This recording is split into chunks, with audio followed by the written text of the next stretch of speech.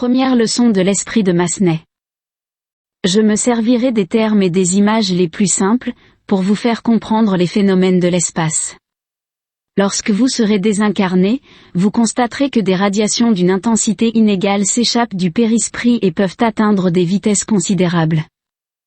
Chaque esprit, suivant son degré d'évolution, possède un appareil vibratoire plus ou moins parfait, c'est-à-dire un instrument adapté à son être.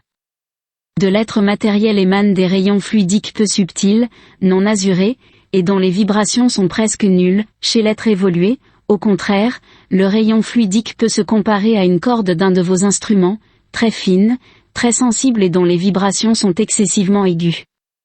L'être non évolué possédera cette même corde, comme si elle était trempée dans la poix. Voilà donc l'être désincarné en mouvement dans l'espace.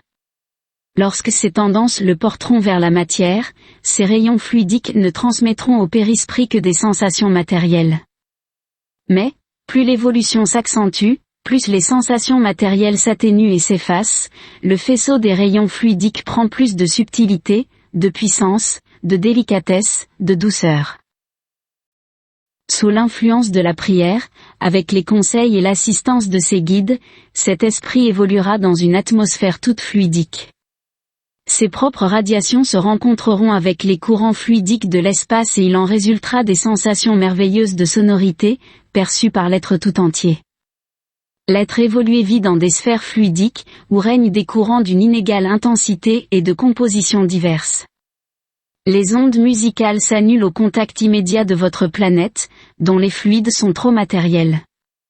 Il faut monter plus haut pour percevoir les accords de la lyre céleste. Il existe même des êtres qui, au point de vue moral, sont parfaits, mais ne ressentent pas les vibrations. Une éducation esthétique est nécessaire, nous en parlerons prochainement.